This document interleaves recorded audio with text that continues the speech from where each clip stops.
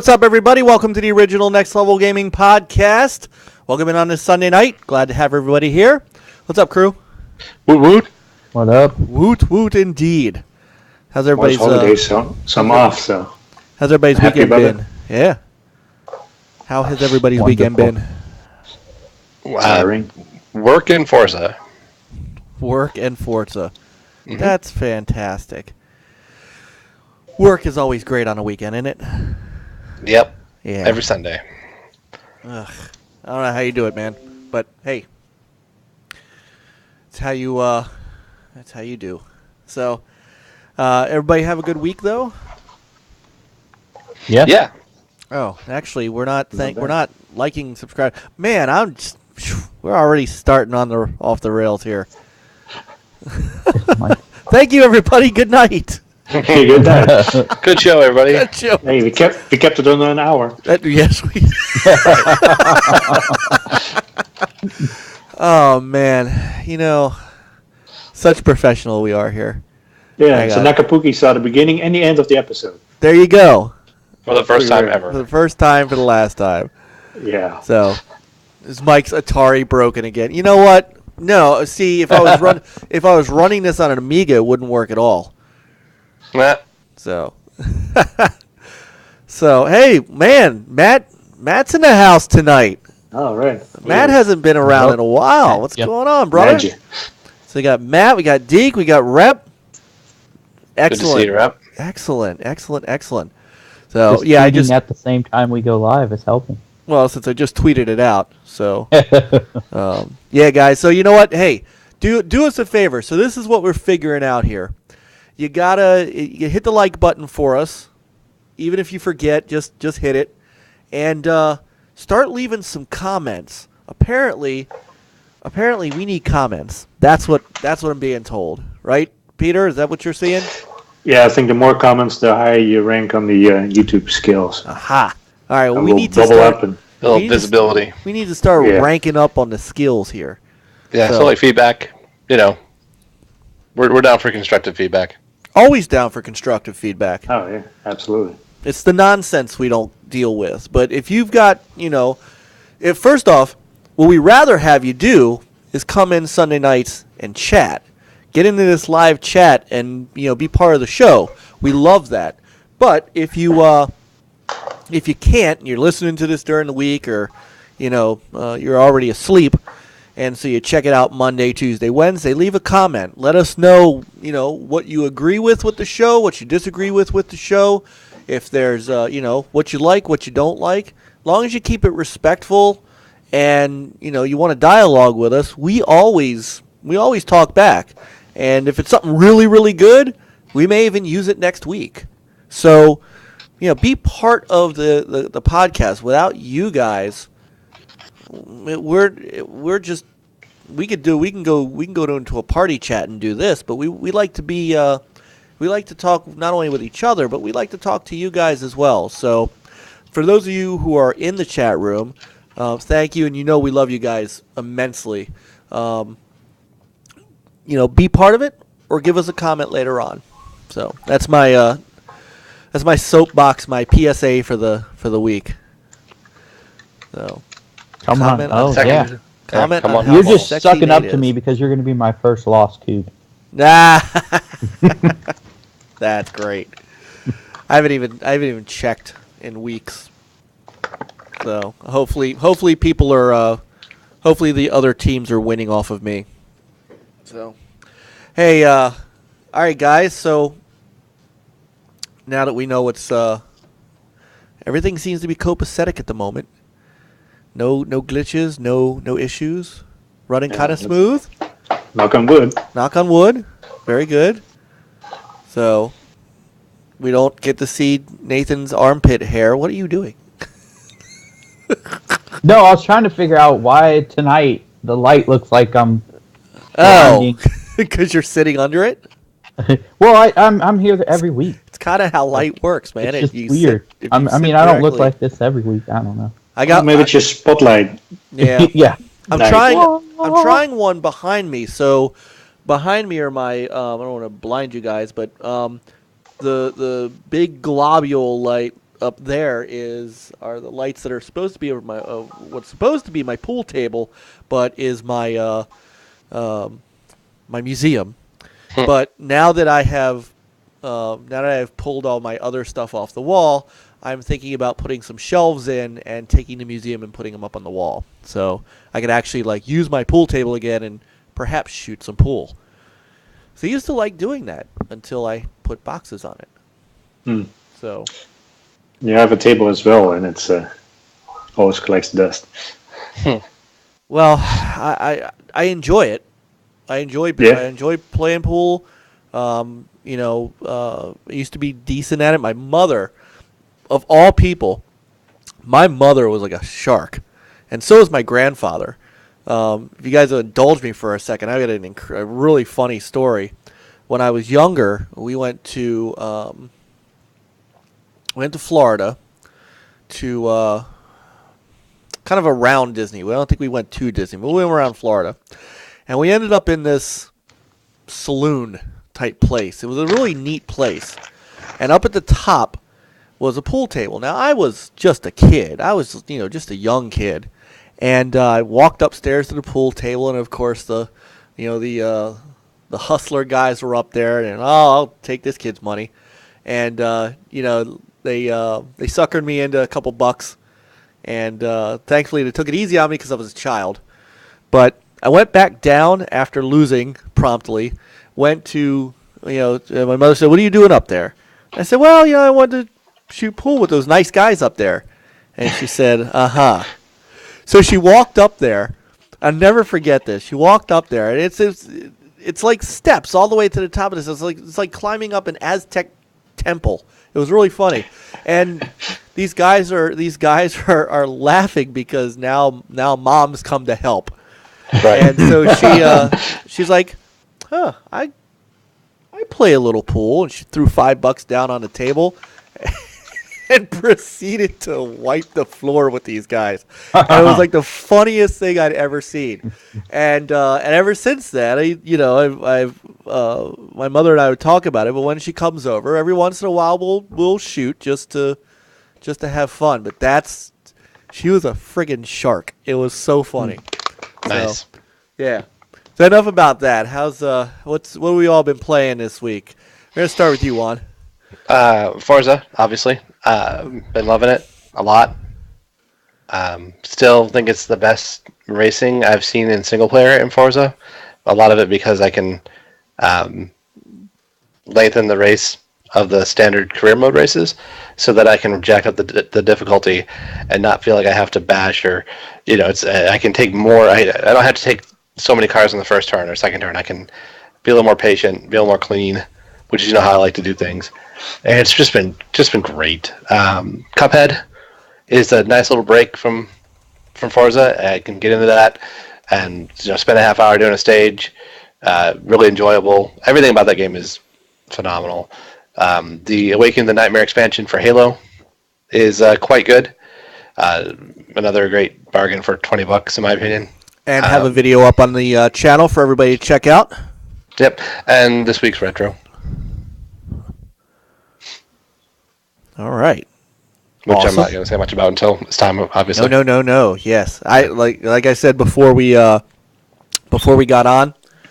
I don't even watch the video before you show it. It's totally 100% unedited, unviewed. You could, like I said, you could have an entire video of lewd pictures, and I would not know. So. Yeah. All right. Yeah, very cool. And Peter? How you doing, brother? Good. Yeah, I've been playing some Forza. And I think what Juan was saying, it's probably a good idea to increase the lap length for all those races because the drivatars, even when you have it checked to not be aggressive, they bring you off the road. It's like this is my my optimal racing line, so get out of there. Which makes me driving more aggressively than I should. So I probably effed up my drivatar. So when you encounter my drivatar, I apologize. It's gonna be a jerk. But yeah, the game is absolutely gorgeous. Like the weather and stuff. So you can even also when you set up custom races, where you start with a particular weather and then midway it changes it and you end with a particular weather. So you can start off like beautiful weather and then start to rain and with fog towards the end. It's absolutely gorgeous. A lot of fun. Nice. Yeah, I can't tell you how much I've been enjoying that game. Yeah, it seems that for single player that with the drivatars and all the stuff that Forza 6 was better in my opinion. Because I don't know, it seems like once in a while there's a little bit of rubber banding going on. All of a sudden, like the drivatars are like super good, even though you've been like ahead with one of the other drivatars, and all of a sudden they close the gap while you've been like gunning it the whole time. So a little suspicious. Where do you run in the drivatar difficulty at? Expert. Yeah, I tend to generally run the pro or second from the top, and I think it makes a difference in the drivatars you draw and their maybe their I should race pro and increase my drive length, my laps, by at least one. I mean, there's drivatars are just always going to be drivatars. They're just going to dumb things, but in my mind, it's so much more interesting than just the parade of AI. Agreed. But I wish they would take the drivatars from Forza 6 as a seed for 7, because it seems like they're like starting with 0 and everybody is like Well, it's either that or they're bringing over people's drivatars from Horizon 3, and people don't drive the same in the Horizon. Oh yeah, no, it's completely different. That's what I was thinking too. Is that it does seem like that. It seems like it's you think it draws from the same pool, because there's a whole different method of racing when you're in Horizon 3, and it's a lot more cavalier than it would be in Motorsport, and you just wonder if that's got something to do with it. Maybe. Yeah, Motorsport is very technical. Well, Horizon is like, it's kind of like sightseeing while you go as fast as you can. Yeah, the Motorsport, the physics of the driving, I think, is about as good as it's ever been. The feedback to the controller is real good. I've never used it with a wheel, so it's hard for me to say. But my man Erwin on Twitter, he swears by wheel, and it says he's happy with it. So that he's a racing driver nut, and he's always been dissatisfied with Forza with a wheel. So yeah, it's good. It's a good improvement there. Have you had it that all of a sudden, like so I'm doing the single player, the so-called campaign mode, and so in one of the races, it's like all of a sudden my car feels so different. It's like there was a different, the car looks the same, but it handles completely differently. It's almost like they loaded the wrong profile.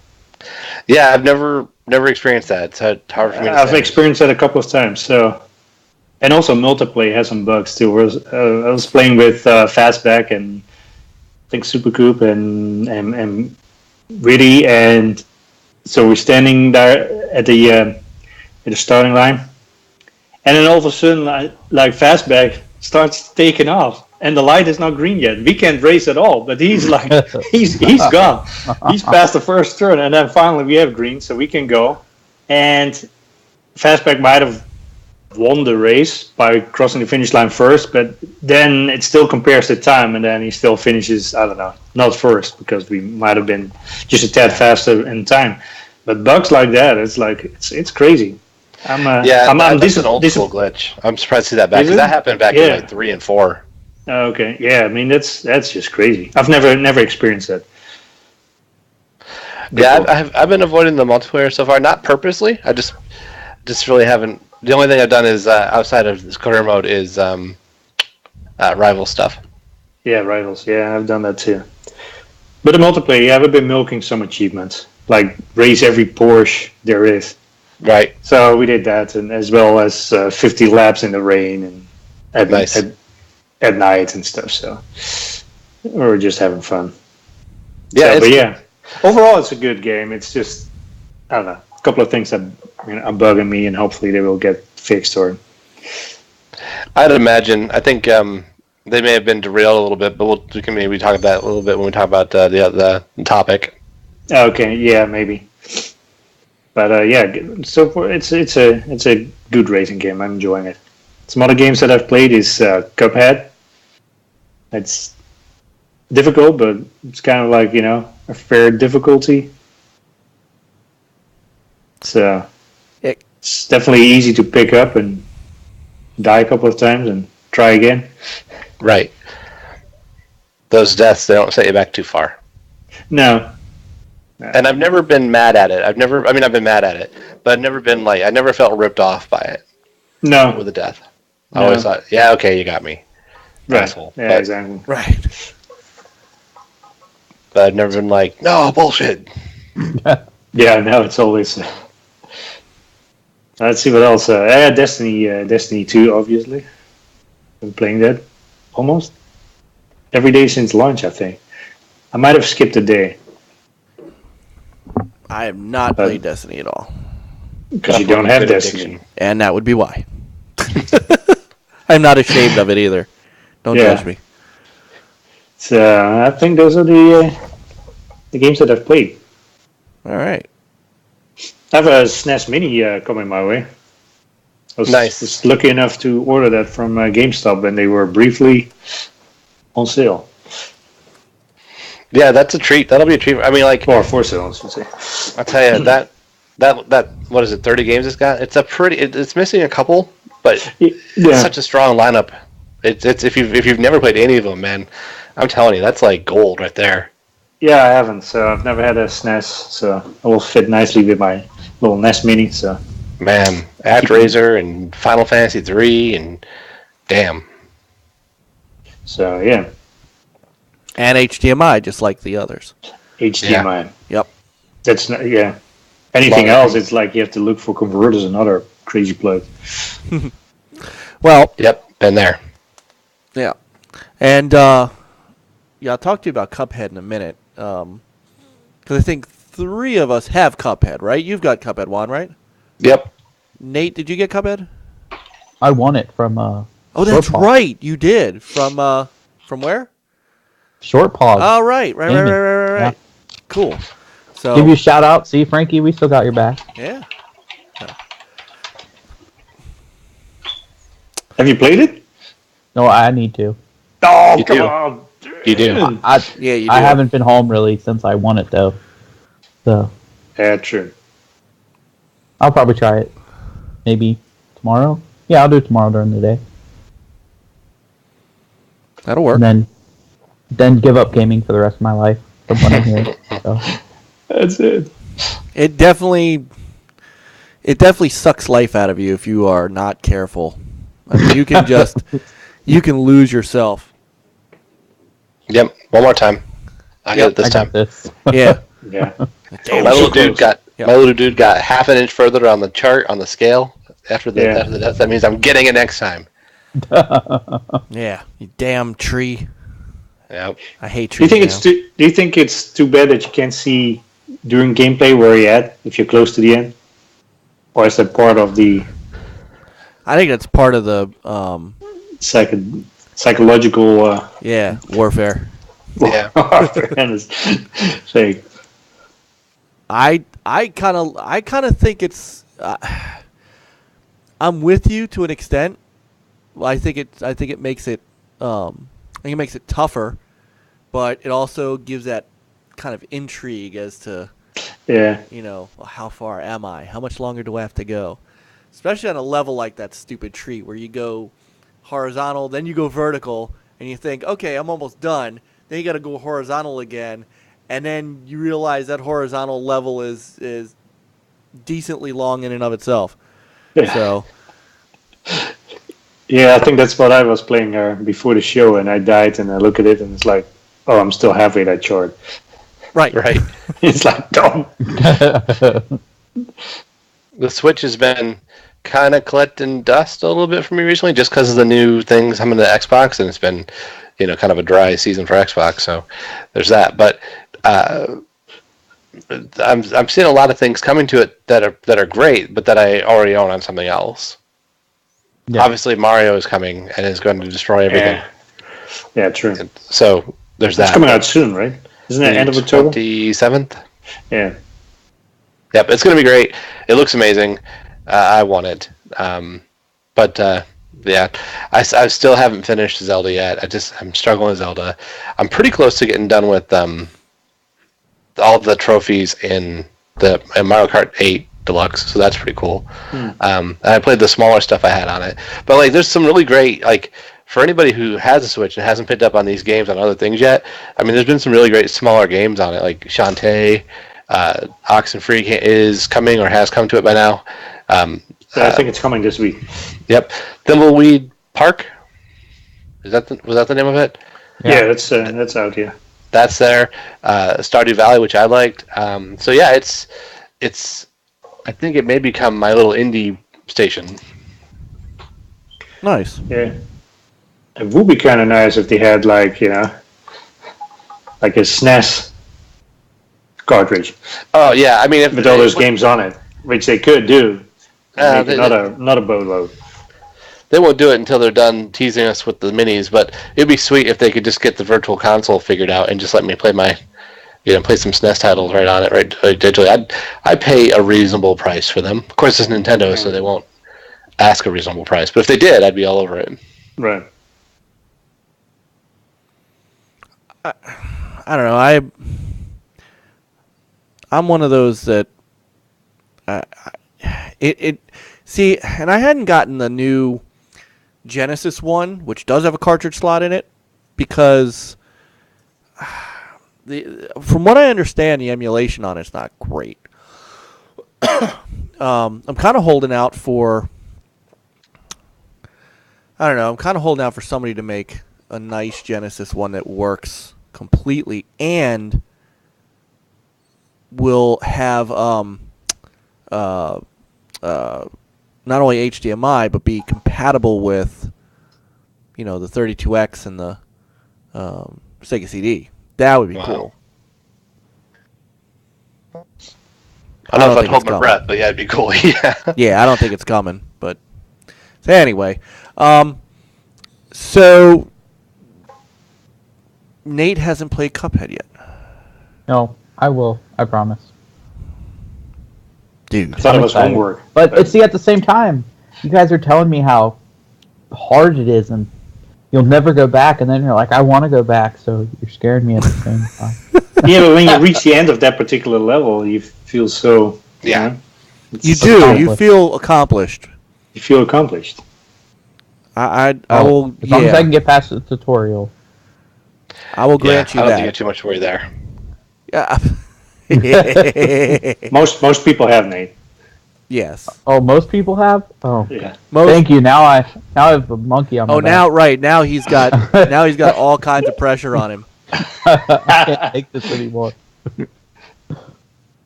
You should stream it when you're doing that, making a tent. Alright, I will.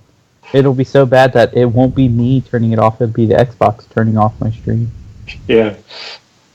Cortana will say, "Sorry, NatiRedGals.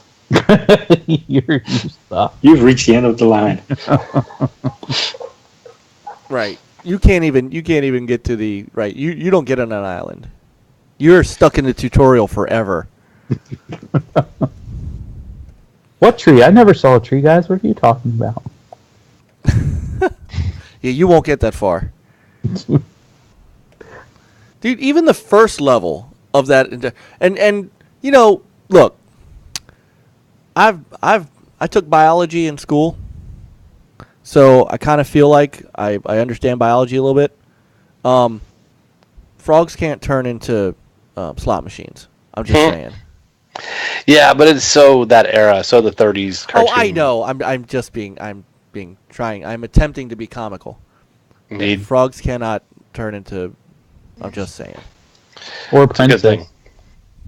That was a crazy level too. That the damn frogs, because it got like you would think that it almost got nearly impossible when it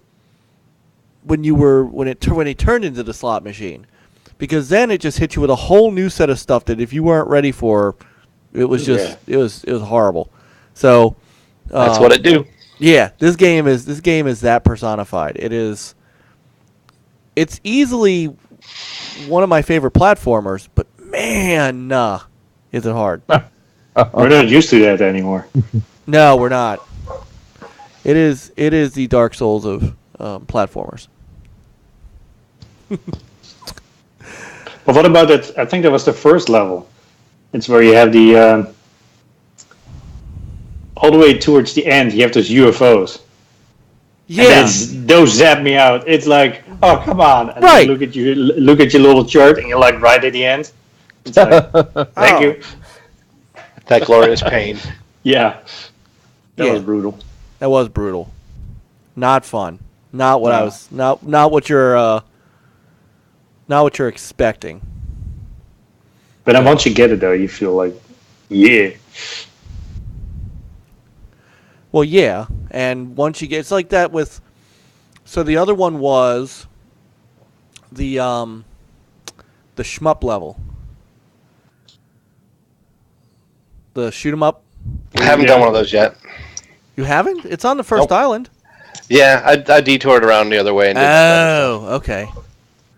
Gotcha. Okay, I was gonna say because it's hard to miss. Yep, you can shortcut it. Yes, you can. Which, by the way, you get a Chivo. Yes, you do. So For sure. Oh yeah, I ran around by accident. I got that at Chivo. It's like, oh, thank you. yes. All right, let's move to talk about some gameage. Oh, you know what other yes. game I played? Oh, what? The game of uninstalling the alpha build for the dashboard. I took my console all the way out of the preview. Super easy to do. You just do it with the little what's that app called? The preview app. Right. So you take it out and then you check for updates, and hey, there's an update, and it rolls back to the latest build. And then they came out with an update for the preview dashboard, and then that apparently the party chat was fixed. So I thought, well, I missed my dashboard. The new dashboard is, once you get used to it, that's the way to go. So I reinstalled it again. Also I do by like the going new to that dashboard. app and then pick like what build, what wave you want, or yeah. So since it was already alpha, I could just select alpha again and check for updates, and that was my update, and back in the preview. See, you Nice. missed it. How's it Well, the been new since? dash is nice. Yeah, absolutely. He didn't have an excuse not to talk to us, so he's like, I better get back in there. That way, I have an excuse not to talk to people. Right. Yeah. So, Stinger's never online, so I don't need party chat. Yeah, Well, exactly. It's all Stinger's fault. I've been on the last couple of nights. Oh, You're offline. You know what? Sure. You know what? My child and I are going to have a conversation. I know what my child is doing. I know what he's doing. So my son has been sneaking around his electronics. See, he overuses it, and so we took YouTube off of his iPhone because that's all he does. And so he's been coming downstairs and sneaking YouTube on the Xbox. And I'm betting he's smart enough to put me offline so that I don't think he's on it. Son of a gun. Probably. Uh-huh. He learned it from his dad. Uh-huh. Boy and I are going to have a conversation. So that would explain. Just put a pin on it. Yeah.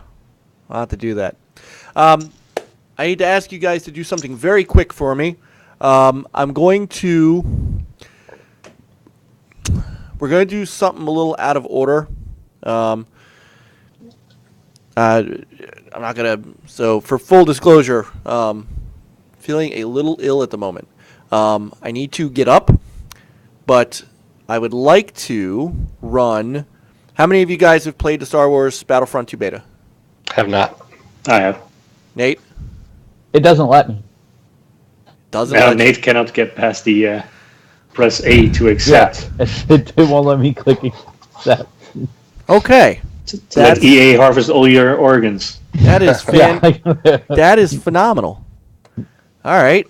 All right. I typically like to save this for last, but why don't we hit up Juan's retro rec? Sure. Let you do that, and then I can get up for a moment.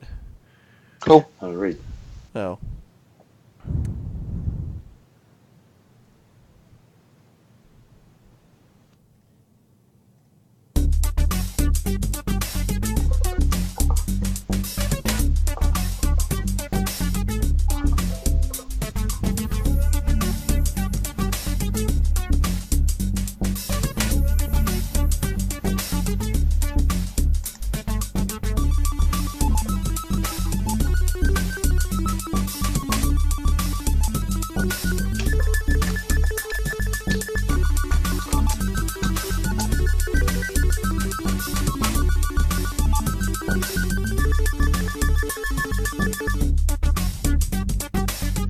Be number 25 tonight. Oh, yeah. By the way, these slight modifications that I have done to the podcast seem to be holding everything firm. My camera's working. The video seems to be nice and smooth. Knocking on wood.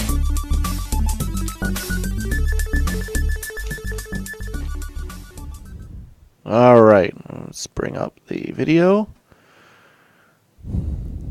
What I'll do is I'll hear it. Sure. All right. And, yeah, you can go ahead and kick it off. Today, we're talking about another really tough platformer. It doesn't look like it by the box art, but this thing's a killer. It's The Fantastic Adventures of Dizzy on the Nintendo Entertainment System circa 1991. It's super happy, super friendly, super deadly. It was developed by the Oliver twins. Their group was founded in 1983. They worked with the publisher Codemasters, as you saw, for a number of years. They're most notable for making Dizzy and popular series of sports simulator games like Grand Prix Simulator, Pro Boxing Simulator. At one point, it was reported that in the 80s, 7% of all UK game sales could be attributed to their games, which is pretty huge. Most recently, they founded Radiant Worlds in 2003, and they've been working on Sky Saga, which is a free-to-play MMO for Windows, but that was the production on that was stopped, put on indefinite hold just recently, August 22nd. Published by Codemasters, who were founded in 1986, making it one of the oldest British game manufacturers.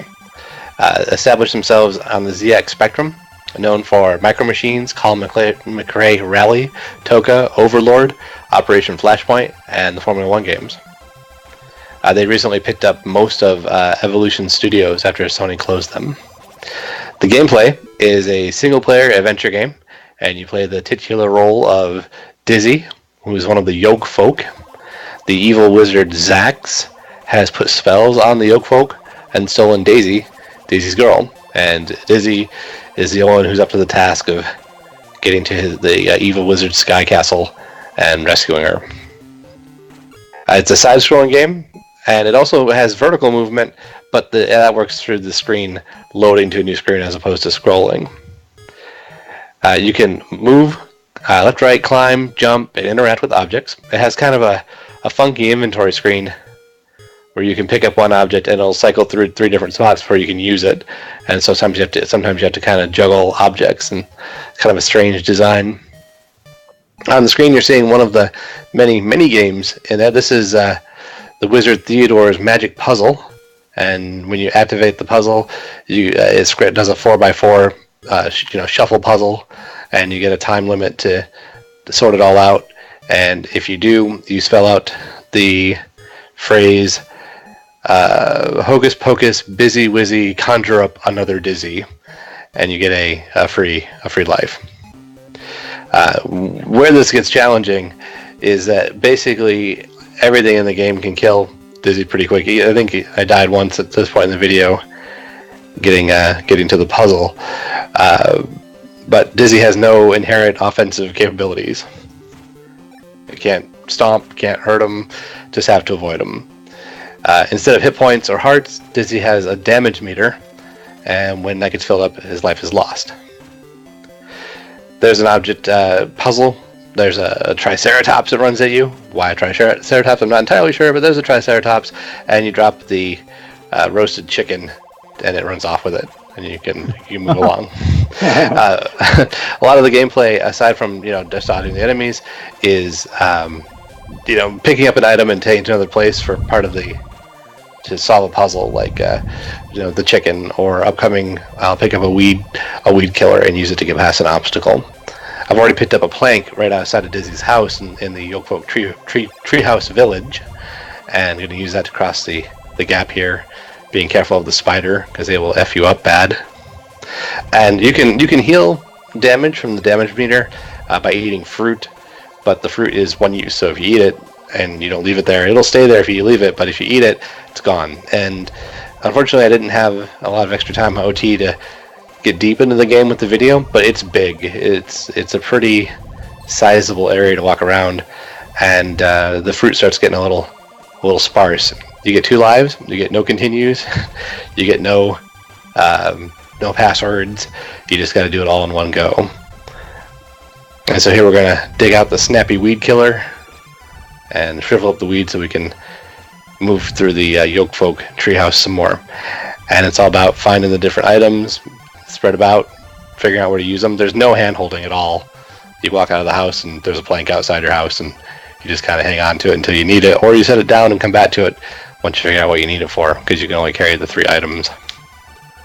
Also spread throughout the entire game are stars, depending on the version, because there are 2 different versions of the game, both of them playable on the NES. You had either 100 or 250 stars that are scattered throughout the game, and you can't progress to the final boss unless you've collected all of them. You can get to the boss's door, but you can't pass through unless you've collected every star in the game. Some of them are just loose and laying about. Other ones you have to do mini games to do, kind of like the puzzle we saw earlier, but some of them are different, like a minecart game where you would dodge oncoming cars and try not to pick dead-end paths and pick up stars. There's a rapids chase where you're riding a barrel down a river, being pursued by a troll and collecting stars. There's a crossbow castle capers stage, which is actually inspired by the old game Operation Thunderbolt, the old Taito light gun shooter game with the Uzi, if you remember that. But the idea is there it is. You shoot crossbows at trolls. If you can get 5 ahead of the score, you win. If you get 5 behind, you lose. And then Bubble Trouble Dizzy, where you're bouncing off of different bubbles, trying to get to these islands, and the various bubbles have different ability to move you. Faster bubbles go slower, but last longer, and it's pretty tough. That one was actually adapted to its own standalone game called Bubble Dizzy.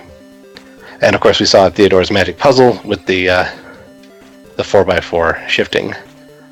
Puzzle Dizzy actually came out, even though it was an adaptation of a minigame from this game, it actually came out prior to this game because this game was delayed. It was slated for the 1990 Christmas rush, but Codemasters was involved with the production of the Game Genie with Galoob, and there was a legal battle with Nintendo over the Game Genie that ended up pushing this back to the other side of the Christmas rush, and so it suffered for that as far as sales pretty badly. It's interesting too to look at this game because of its style and what it is, and compare it to things of the year like Super Mario World. Of course, this is one of the holdouts still on the NES once the Super NES had come into existence. So this is one of the later regular Nintendo games, Nintendo Entertainment System games. One day I'll play all the way through this thing, but like I said, it's a real challenge of memorization, of skill, even to make all the jumps. There are some places where you need these pixel perfect jumps, and it's just it's a cutesy game, but it's really actually quite brutal. When on its original reception, Mega Magazine gave it an 80%. Game Players magazine called it the NES Adventure Game of the Year for 1991. It was awarded the Parents' Choice Award from the Parents' Choice Foundation, which is actually a pretty big deal. And since then, it's gone on to become something of a cult game. It's praised by some for being unique and challenging, and other people just can't dig the style, can't dig some of the archaic things about it, and or just its its difficulty. You can find it pretty easy. It's listed on say eBay or Amazon. Loose cards go between $12 and $30. But if you're into that old school difficulty and you are want to try something that's really not like anything else, and being a puzzle-based, non-violent platformer, it's actually a pretty good recommendation. So that is my 25th recommendation of the week. Nice. Well, it's your 25th recommendation overall. True. If it's your 25th recommendation of the week, you've been busy. Yeah. All right. Looks like a fun game, though. That was a perfect game, Yeah. that not a lot of people have saw or anything. Well, I love Codemasters and Comerica. I do want to do at some point Micro Machines, which was one of my favorite cards of theirs on the system. But this one, it was never part of my collection when I was a kid, so I snatched it up and I got about halfway through twice, and I was like done for a while. But it is one that I will definitely beat someday, and it's just like I said. There's not much like it. There's a lot of Dizzy series, but this is the one that kind of ties them all together and has all the characters from the other games. It's quite the adventure. All right. And I got to catch most of it because I seem to be okay now. So, Awesome. That's good. All good. I mean, sometimes you gotta drink something. So. Well, yeah, I don't know so the flu has been going around, and that's part of the problem. So I'm It's the stupid weather, man. Yeah, Stupid weather. Yeah. more or less. So, all right. All right, so onward to the, now that I'm okay, to the next thing, and that is for basically for Peter and I, who have played the Star Wars beta. I got a chance to run through it some today, and I know, Peter, you'd pre-ordered that, didn't you? No. I didn't. Okay, so you were starting in kind of the same boat. Yep. So I got a chance to do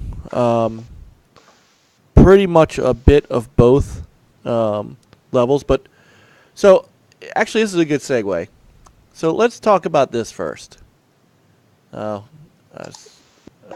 on, let me do it this way.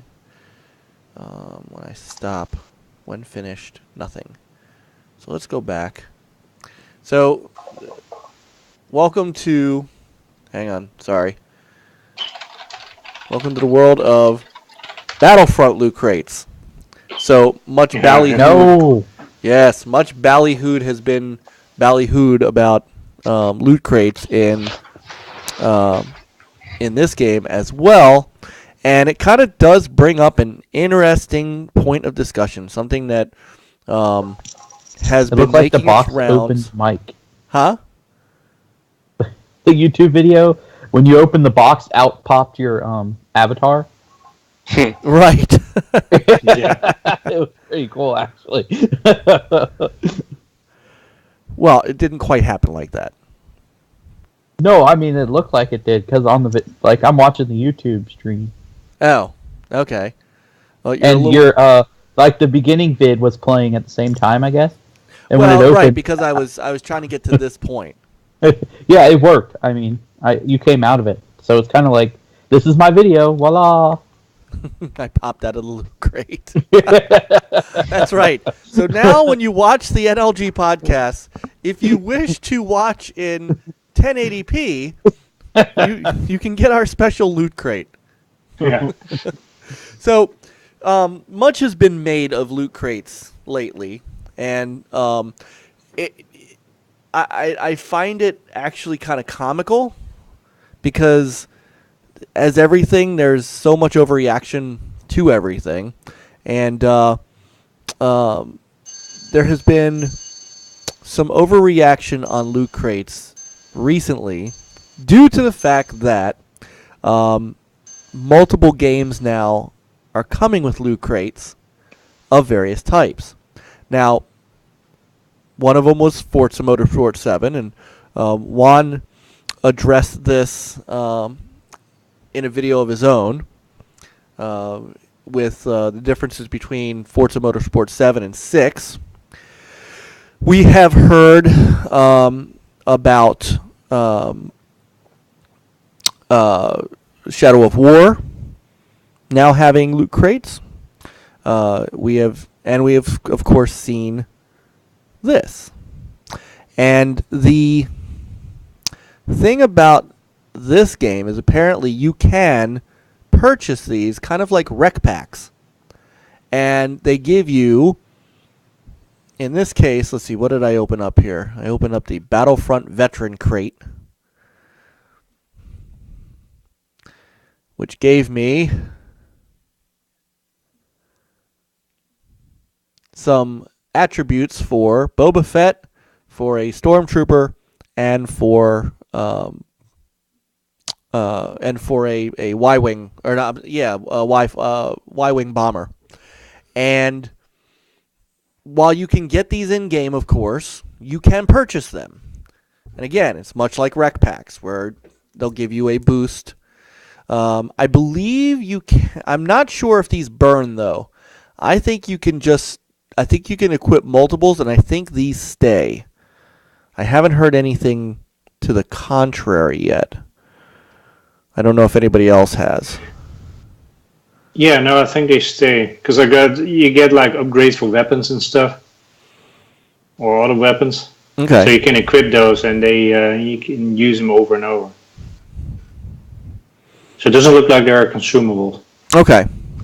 So the question then becomes, does that make this game a pay-to-win kind of game, especially in the multiplayer?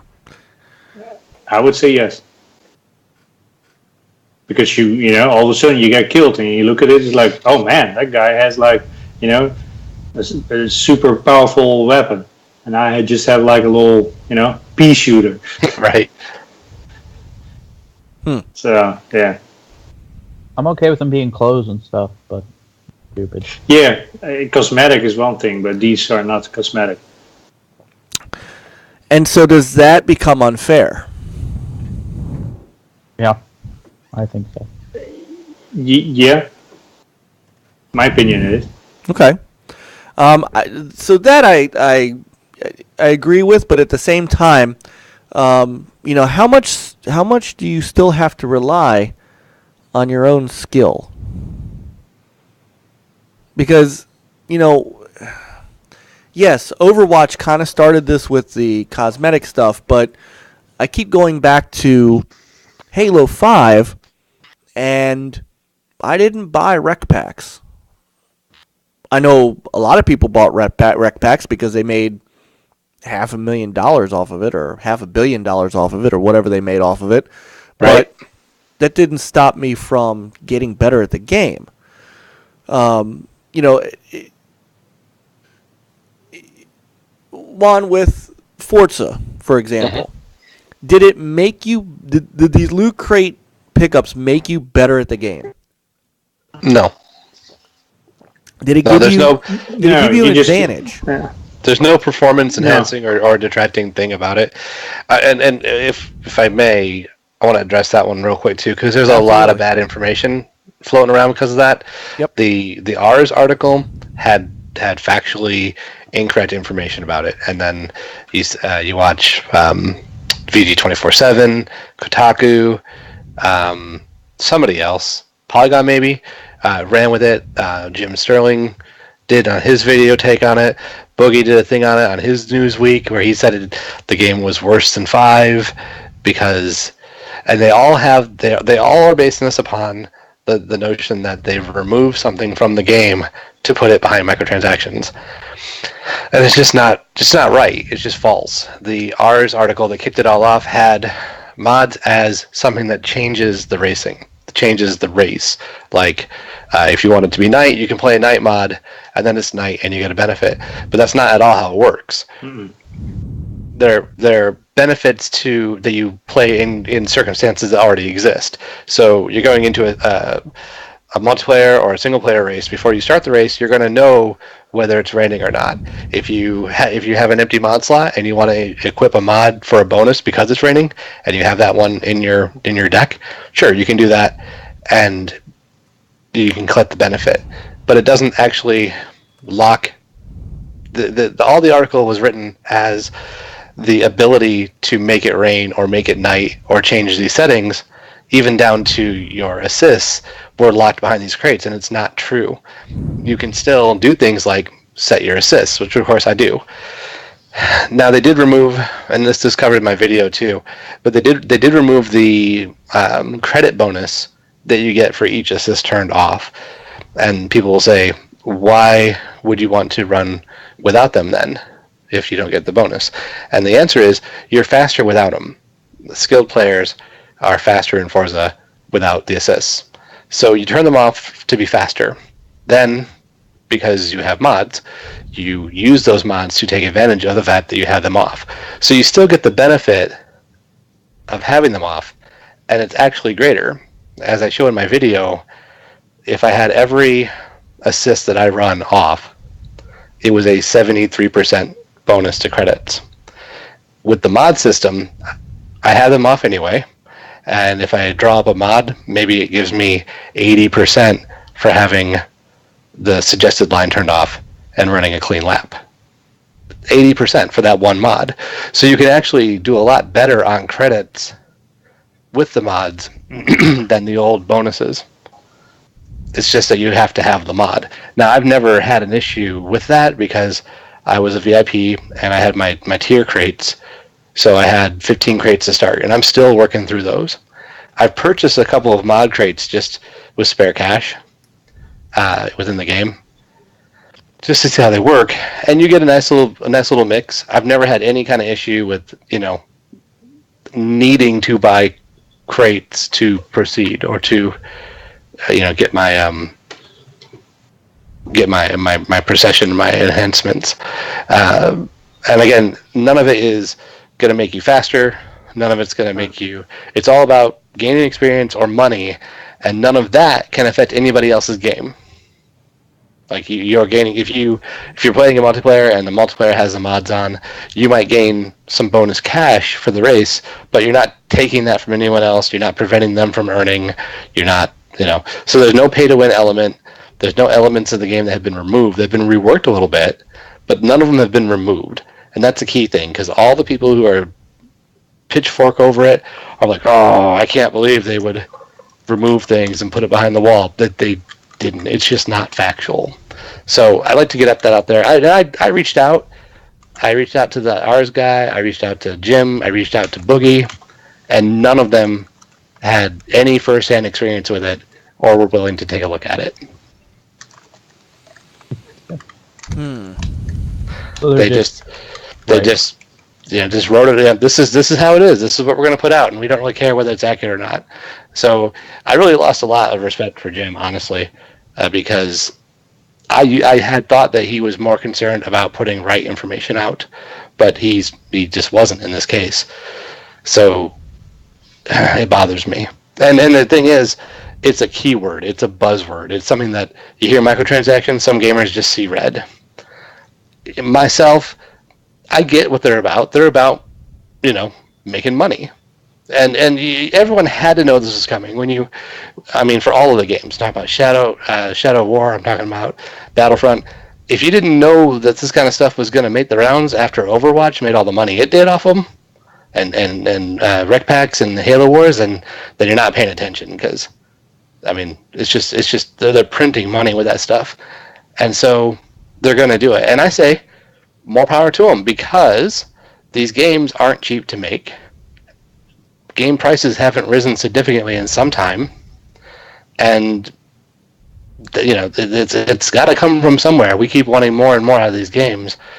If we want them to stay viable and keep making more and new and better stuff, things go up. Everything in this world goes up in price, but gaming doesn't trend that way because gamers have done everything they can to not spend more, and anything that makes them spend more is instantly evil and bad. And it's just not that way, in my opinion. Now, it can be abused. I have seen, like, For Honor had a lot of microtransactions and packages and things like that, and it was super grindy.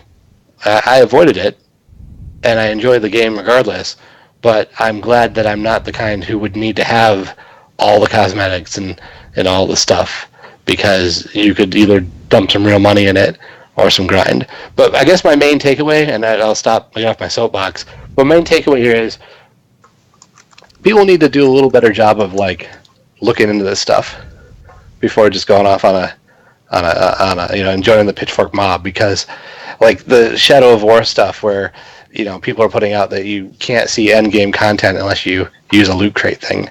How does that make any sense? That's not a thing. That's as crazy as saying you have to have a card from your crate to make a night race in Forza. That's just, how did no one challenge that?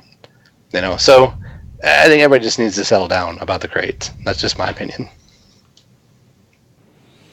All right, I like it, because I agree. I think that I think if you want to buy a loot crate, then you're going to buy a loot crate.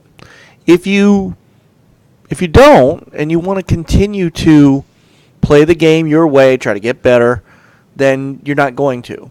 The only thing that I would possibly say is that in a case like Battlefront, maybe what they could do is figure out a way to find out who is buying the loot crates versus who is earning them, and section those people off. That's match make them by that. Now, again, you can argue that skill still has to play here. So it's one thing to buy an upgrade for your X-Wing. It's another for you to be able to actually fly it and be good at it. So yeah, but I mean, you have two people who say they're equally good, but one of them is better than the other one. Because I've had matches where I pepper the guy I fire 10 rounds in his face, and he pulls the trigger and shoots me, one round, and I'm dead because he has a more powerful gun. Right. I mean, that doesn't make any sense.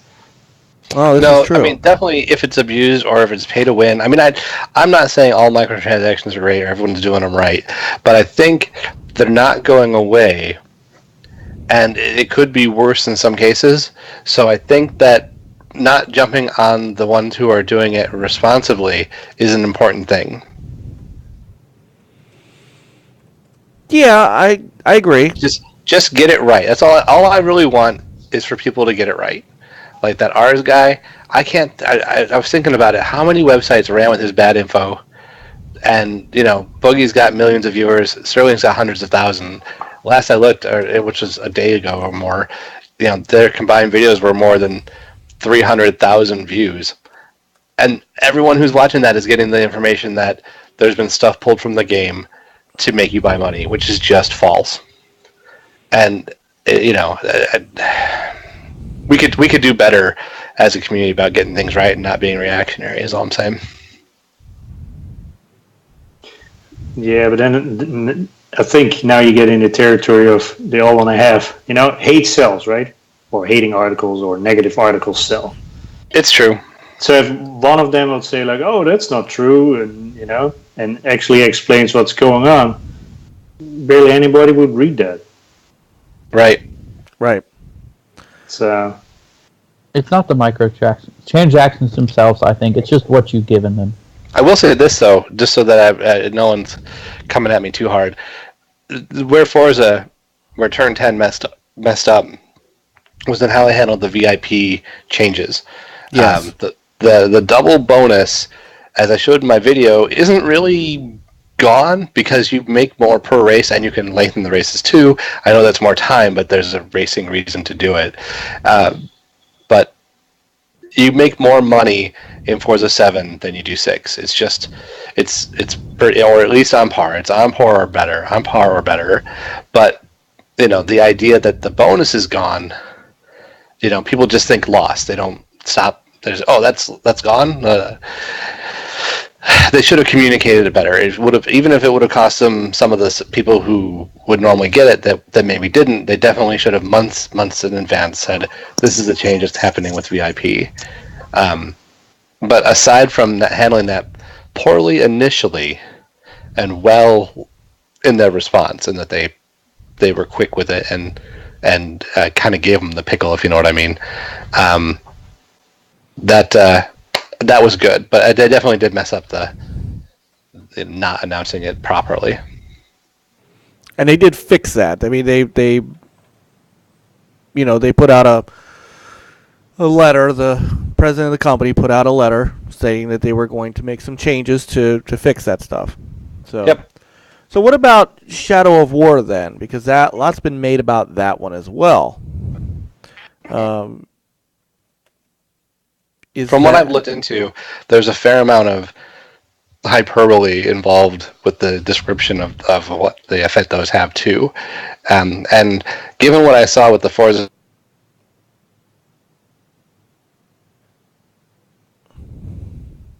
they got him. Yeah, they got him. They got him. No, I was thinking when it comes to Shadow of War, it's a single player game. I don't really care what they do with their, you know. I thought maybe it was me, but then I saw that. Yep, those haters got him. Yeah. No, but I agree. If it's single player, then you know you can Right. still finish the game and other stuff. Then it is. Well, what you can buy are loot chests, war chests, XP boosts, and bundles. So you can actually buy XP boosts. But still, I mean, if they want to do the game that way, I don't care. It's single player. It's not going to hurt Yeah. me. True.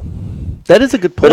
But I've heard people saying like, "Oh yeah, but then he finishes the game before I do." Well, so That's yeah. yeah, and hang on, I'm going to try to get Juan back real quick. But so here's what they claimed. Oh, hold on, we might be getting him back. There he is. We were just saying, man, they got you. yeah, They found you. they did. Here's No, the I thing. think Here's I the think I think the barrage of games that have had them recently has everyone on edge. Has the masses, if you will, you know, kind of hung up on it. But I really think it should be decided on kind of a case to case basis. Yep. Yeah, because I think where it went wrong, and I haven't been able to corroborate it, and I'll, you know, for disclosure, I'll use Eurogamer as a source. They seem to be a pretty good source of information that nobody else seems to get. There was a rumor or something floating around that you had to buy a specific loot box or set of loot boxes to get the ending of the game. There's nothing, you know, and it was who was it that said let's see, on the Warner Brothers website, Monolith community manager Jared says. So let's see what Jared has to say. So what Jared is saying, Monolith Jared as he is called on the official forums, none of this stuff you can't get by grinding. So you get it by, you know, purchasing gold through the store, small amounts of specific milestones, or awarded for participating in community challenges. So no content in the game is gated by gold. All content can be acquired naturally through normal gameplay. So in this case, I'm with Nathan. If you want to spend the money to XP boost up, go for it. It's not affecting me at all. Maybe it's part of my not being as much of a multiplayer guy anymore. I don't know. I didn't get a big sense of the hoopla over rec packs. And I keep going back to rec packs because Microsoft really kind of feels like they did this first, as far as being able to get things that actually affected you in game for at least a match. The thing about rec packs is they burned, kind of like it was kind of like burn cards in Titanfall, except you could buy them and Right. not just earn them. You could buy. Yeah, you could actually spend money on them. But they only lasted you that one burn, that one shot. So, Battlefront seems to be a little different, where you could just spend $20 and just fully rank up Boba Fett and throw your cards in there anytime you want. And Peter's right. You have an advantage over everyone else until everyone else either buys it themselves or organically goes and gets what they want. So in that sense, I kind of get it. Can't always get what you want. Yeah, I mean, like I said, it could definitely be an issue that can affect a game.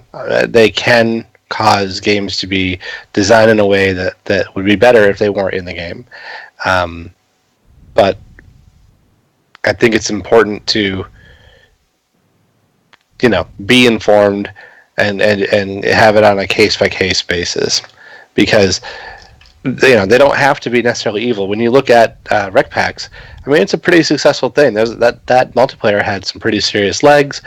The funding went to get free content for people who weren't buying rec packs. People who bought the rec packs enjoyed using them, or only bought them the once. But since they sold pretty well, people must have been enjoying them. So like I said, case by case, and be informed, and I can't believe that with the Forza thing that nobody challenged it. That nobody, I can think of myself and one other YouTuber who goes by the name of Fail Race, who did a look, and mine was a quick look. His was a little more in depth look at like earnings in the game and how the changes actually affected gameplay, and nobody else really did that. All the sites just kind of ran with what was said first. It's really bothersome to me. No, I agree. I mean, people listen. So, you don't think people listen, but that's why they do it. If something is bad, they'll be like, "Oh, I got this. Let's run with it."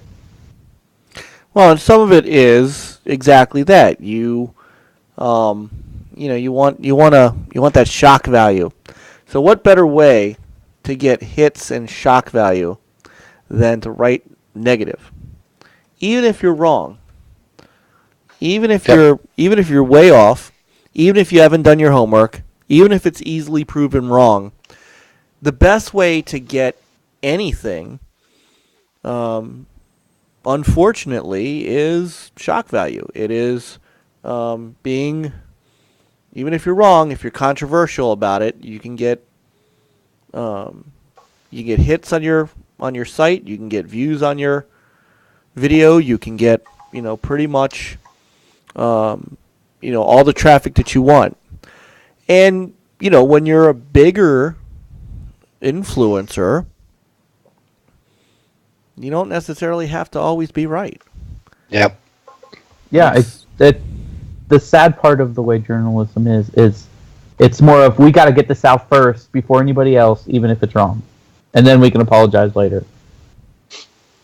And I doubt very seriously that. I think if there was any apologies coming, we'd see it by now. Oh yeah, that's even the worst part about it. But usually that's how it should go. But Yeah.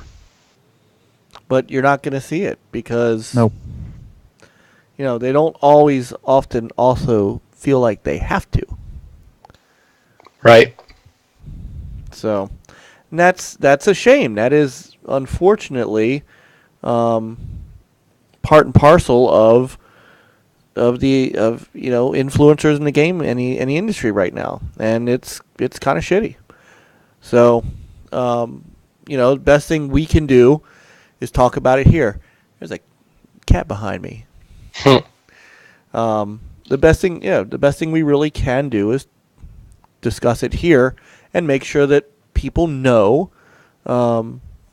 what the actual truth and the facts are, because, Juan, I watched the video. I saw, I saw your tweets today, and you're absolutely right. You are, it was a,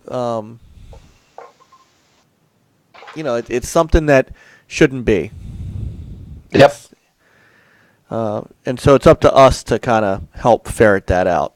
So I'm glad that you did. All right, see, so we say the truth, and look, we get thumbs down.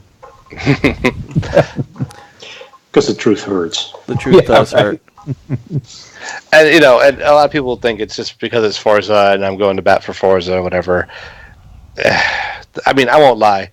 There's some of that there. I mean, I'm a Forza fan, and it kind of kills me to see a lot of false information out there about it. But then I'd say I do the same for Shadow War, and I never even played the first one. So I just think that we could do better as a group of people with a hobby. We could do better. Yeah. Super Cooper is making me laugh a lot.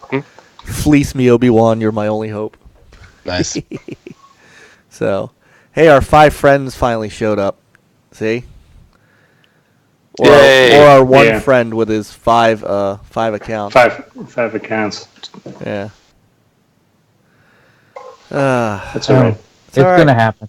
It is. Until you know who it is, then it's going to happen every time. Oh, we know who it is. Let's. No, I just mean those accounts that he's using. Well, and you can't. Yeah, they're sock accounts because I blocked the main account. But anyway, that's even behind worse. the scenes Oh, stuff. gosh. These guys, they can't stop us, and so anyway, all right. So, so we got the Loot Crate issue aside. Let's actually take a look at Star Wars Battlefront. Because here's the thing, and I didn't think about this till I read it somewhere else. There's 2 main parts to the game that's in this beta. Let's see if I can turn up the sound a little bit without it disrupting us. They show you off a space battle, and they show you off a one of the regular Battlefront type battles on Naboo, but this one's on Naboo. And good, the frame rate's holding steady. Everything is, guys. I think I may have something here with the podcast. We may be back to a state of normalcy here. So anyway, so I will say this: the space battle is so much better than what they did with the air and ground combat in Battlefield 1. The controls are a little weird, but once I got used to the controls, and the more I'll get used to the controls, this is kind of like a full-scale Wing Commander-ish kind of battle, but of course, it's almost TIE Fighter or X-Wing versus TIE Fighter.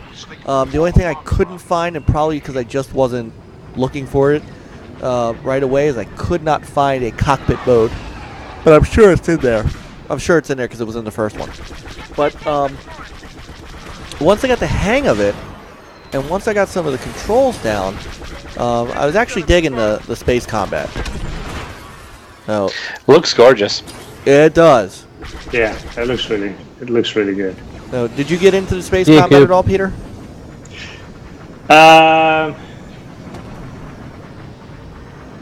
don't know if No, I didn't go into the space mode. Like in the other mode, you can fly. You can fly as well, but no, it's not a pure space mode. Yeah, it's like the droid thing. Right. I saw the droid thing flying. Yeah, Yeah. the droid carrier. Yeah. So, but as far as a space combat portion, they did a pretty admirable job here. And like I said, and I'm not saying there is no cockpit mode. I'm just saying in the heat of battle here, it's hard to find it. But sans a cockpit mode, this is really solid. I gotta be honest, I look at it and it makes me want a modernized TIE fighter so bad. Yes. Like, bring me this, but bring me TIE fighter that looks like this. Bring me Rebel Alliance that looks like this, and I'll be golden. Yep. I would actually upgrade my PC for that. Shield generators remain operational. Yeah, I mean, it's just, and I started to get at least a little decent, as you can see. I started I cut off the parts that were pretty bad, but I got decent towards the end of the battle. But getting used to the controls was the biggest thing, because the way the control layout is, the left stick actually is your throttle and roll. The right stick is your pitch and yaw. Interesting. Yeah, and there's no way to change it that I could see. Super Cooper says, once you've played E Valkyrie, these battles don't cut it. Yeah, well, that's a little different.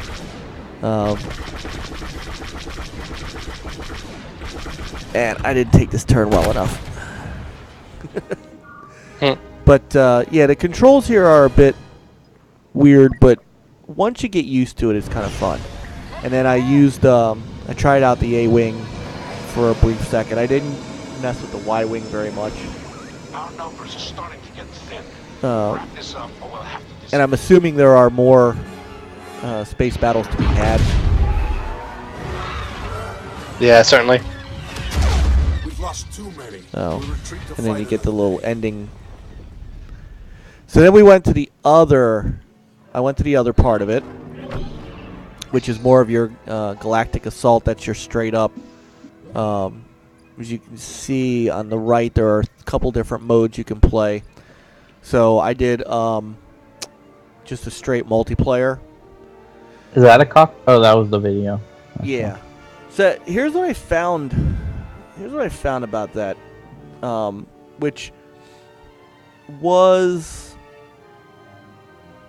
something that I read that started to click with me, and you might see it a bit as you go. The game kind of lacks that fast-paced, super arcadey run and gun kind of thing, and it's kind of now turned into Battlefield. It's hard to describe, but it's just a much, as you can see here, the third-person view has been ditched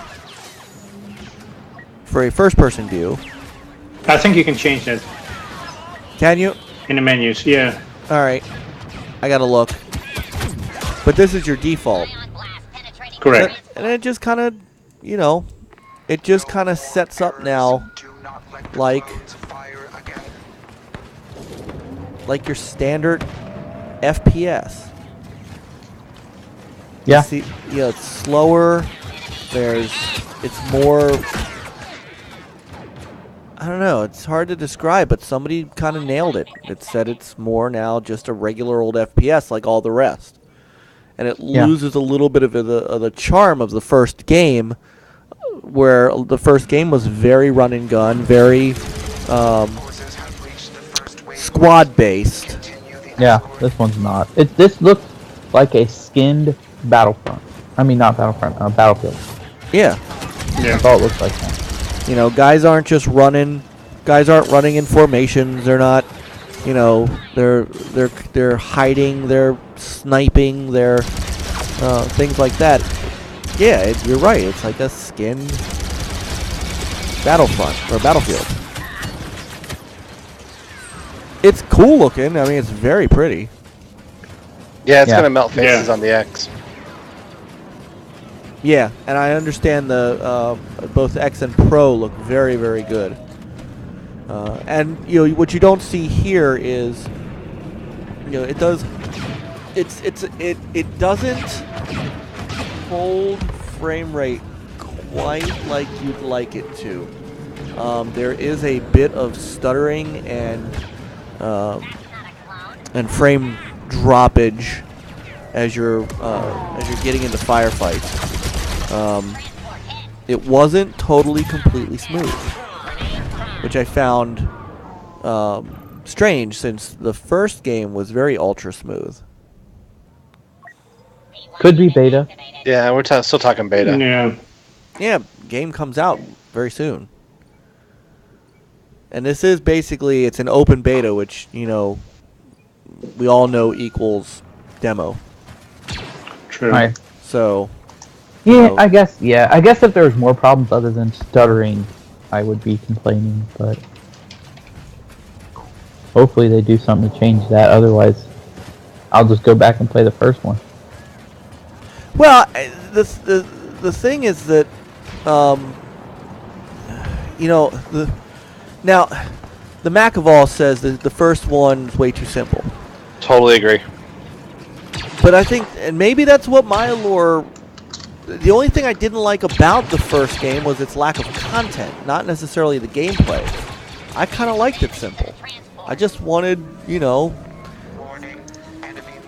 Yeah, I mean, I felt like Battlefront, the first one there, the more recent first one, obviously, was really kind of just to, you know, let people jump in and get some pew pew action with some Star Wars, you know, sound effects and visuals and, you know, fun for everybody. You know,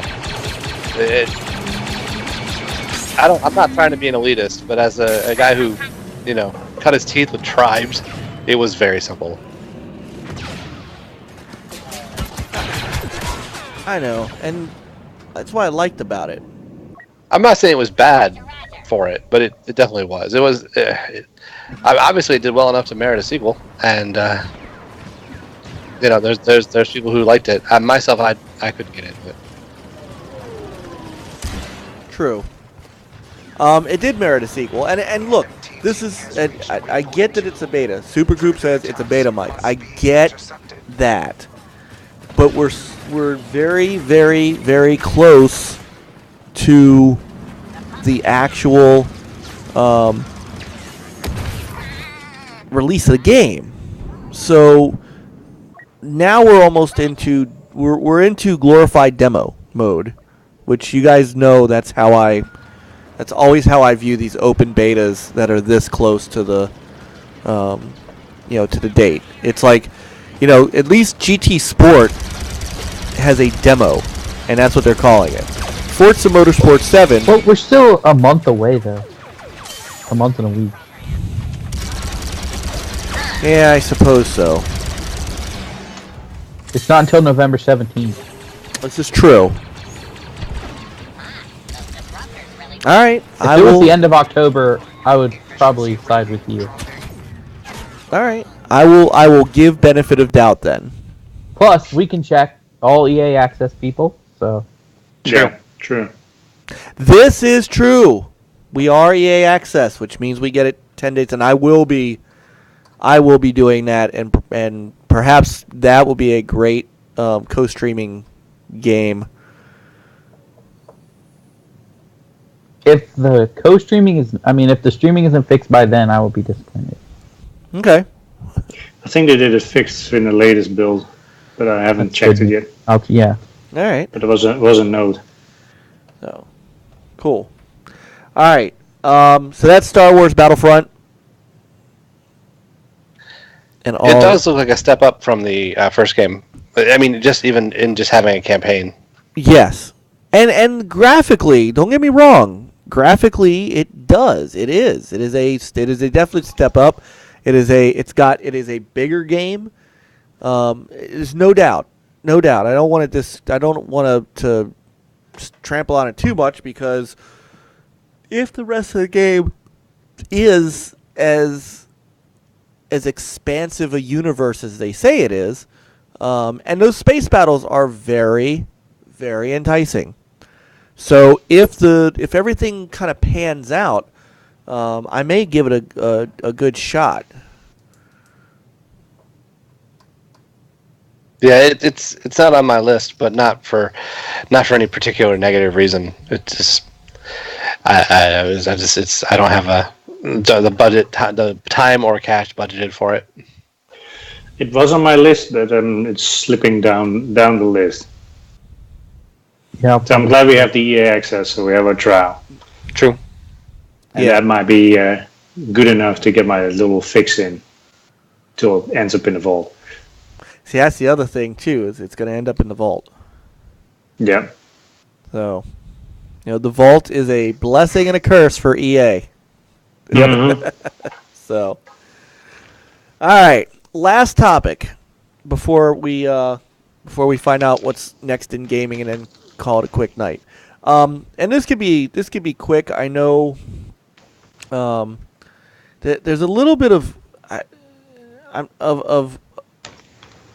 I'm not sure what caused this, but if you have not heard already,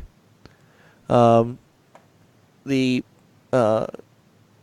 head of SEI, or the former head of SEI now, Andrew House, stepped down from his position as president of Sony Interactive.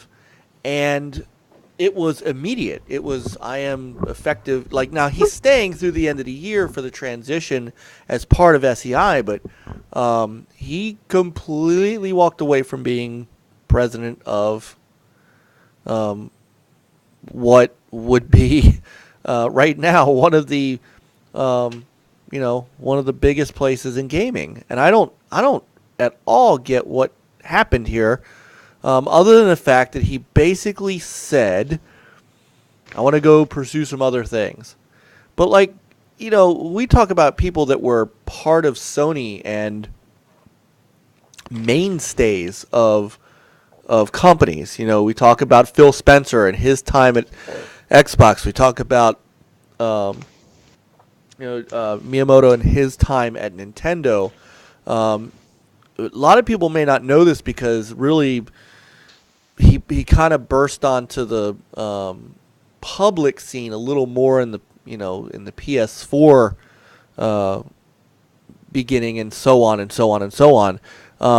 But he's been at Sony for like 20 years, 25 years. He's been there a long, long time. True. So I'm just wondering, and he's actually been president of PlayStation since 2011, I think. So it's been like 6 years as head of the studio. Head of PlayStation. He's for Sony what Phil Spencer right now is for Xbox. I've tried to find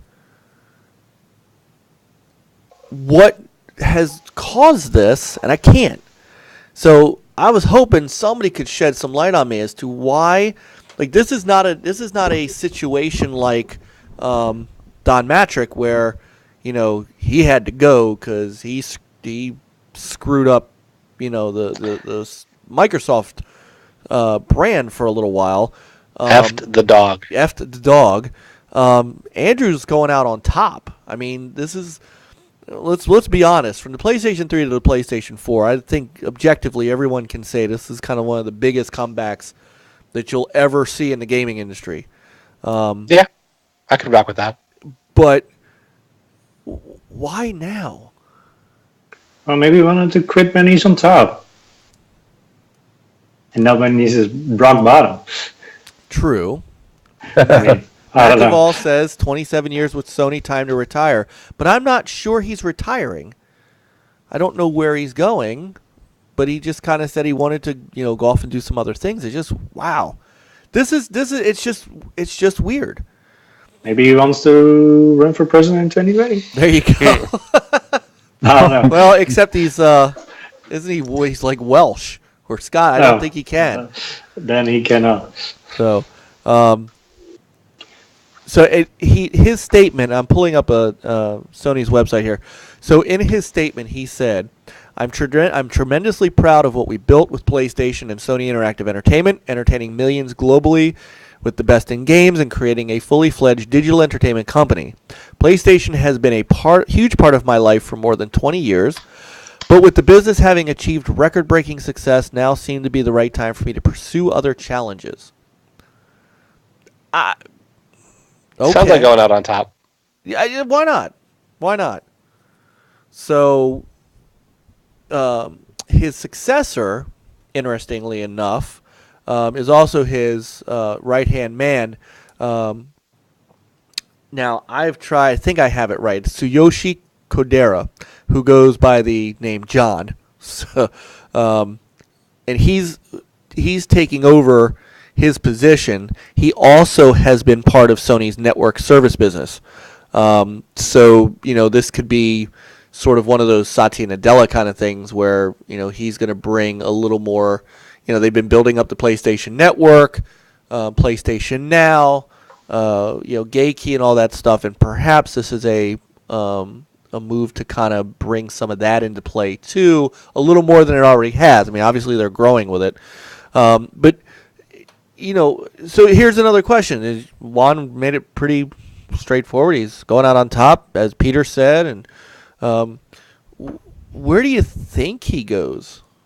If he goes anywhere else in the game industry?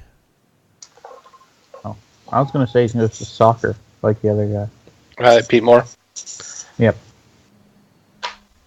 Not sure he's going to play soccer. He's going to run a soccer team. Maybe. I mean, has he left? Is he leaving Sony or is he leaving SIE? Because if he's leaving Sony, he's leaving Sony. See, I was thinking if it wasn't that case, then maybe he's heading over to the movie division to help them out. No, he's not taking Kaz's job. No. So, Super says Atari probably offered him a job. Oh no, the Coleco Expo. That's right. There it is. Yeah. Work for Coleco. That's boy. If you want to talk about a challenge, that's one to have. No. Well, that's a challenge. Can't get any worse, right? Right. We've added a hot dog stand this year. Yeah. Some people do ride off into the sunset, or go to other places. You remember Mark Whitten from Microsoft? He went to work for Sonos, so he left the gaming industry altogether. Of course, we know, we know where Peter Moore went. He did go to run Liverpool Football Club. Some people did go over to software companies. Who was it from Sony that he left and he went over to digital? Oh, shoot. Adam Boyes. Right, that's right. All right. So Digital Eclipse? Digital Eclipse. Right.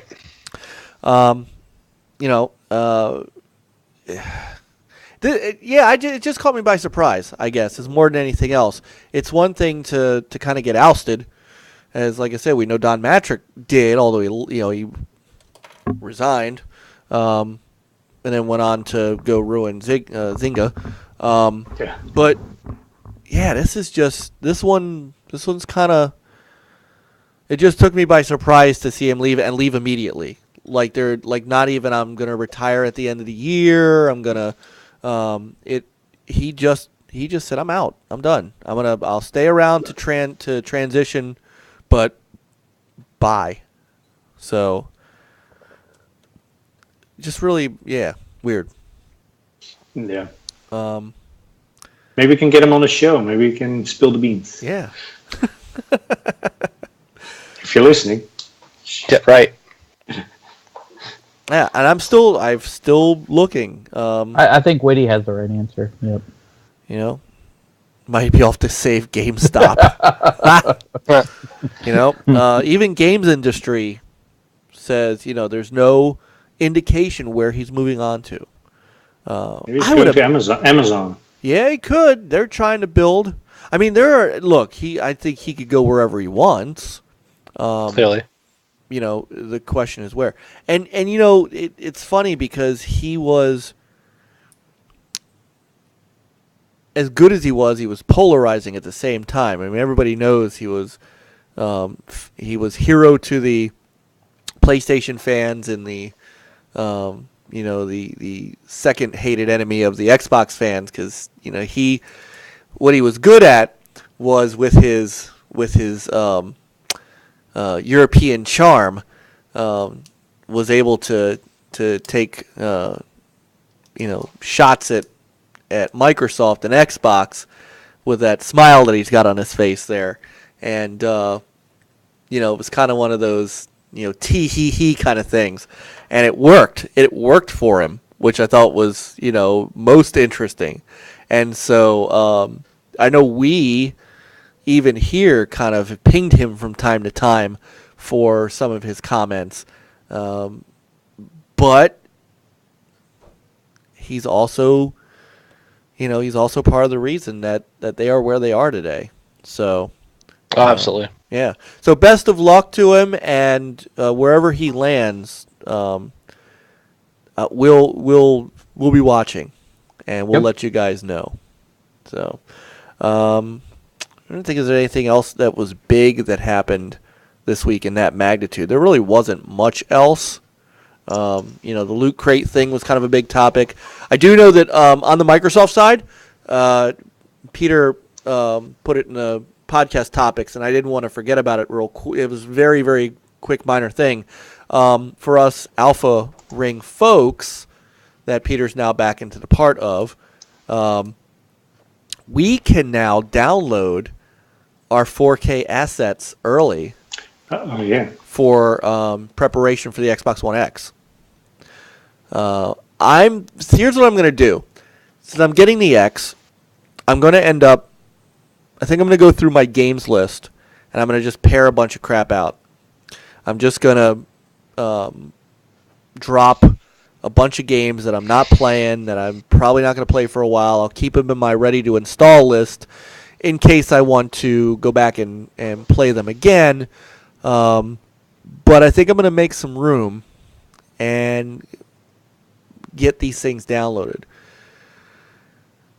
Seems like that's the best thing to do here. I won't be, because I don't have an external. So I do. Kind of defeats the purpose. Yeah. Well, no, actually, you could download them right now, and then once you get the X, you can move your stuff right across the network. Yeah, that might actually be quicker. Oh, that's true. Be quicker now I'm thinking about it. That's right. Along the lines of those changes, one that I've been asking for a long time. I didn't bring it up because I haven't had a chance to really mess with it yet. But we're getting game gifting. Yep. Very happy about that. I think that's going to mean that a couple of my homies from life, my high school buddies, they might be blessed with some Cuphead action as a test for that. Oh, nice, yeah. Want to make them curse as well. Yeah. All right. So there's that. Just scouring the news channels real quick. Like I said, I did not really see any other big news this week. Actually, yeah. And if anybody wants, just put it out there. You can feel free to gift me Shadow of War. Just if anybody wants to hop on that, I would accept that. But this does open up something that we could do. Look, I think everybody here is very much against. All right, how do I say this? Because I don't want to offend anybody who's doing this. This thing where everybody's got a Patreon. Yeah. Look, guys, if you, I love what we do here. I absolutely love the time we spend here. Do I, I wish I could be playing more right now, and I think, in the next couple of weeks as my job gets better and calms down, I'll be able to do it. I want to get back to doing stuff like streaming and some of the fun stuff that Peter, you and Nathan do, and our friends from WFC. Yep. UFC. I keep wanting to say it out loud. who effing cares? But they want to do some streaming and some gaming with us, and I want to do all that stuff. What I don't want to do is I don't want this to become a job. And I think by having a Patreon, it's great if you're doing it and you're trying to play in that big league. I'm perfectly fine not being that way. And I'm not disparaging anybody who's doing it, because we have some great friends who are doing it to try to grow their stuff, and Right. No doubt it's a choice for them to make, and I get it. I'm not a fan of us doing it, and so as an alternative, if people wanted to gift us small games to cover, to do Let's Plays and stuff like that, I would be open to that. We have had people, some very, very generous people, some of them in that chat room, who believe in what we do, who are here because they like us and want to help, and they have sent us gift cards and stuff like that for us to get stuff to run. And we love you guys for that, truly do.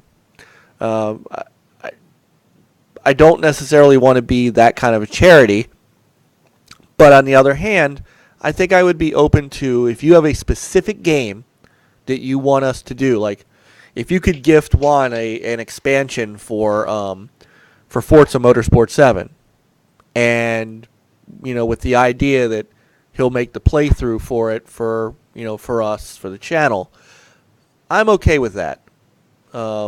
If you guys are, I'm okay with that. I mean, I'm not going to turn it down, but honestly, I'm not. I was kidding about Shadow War. I don't expect anybody to go out and spend.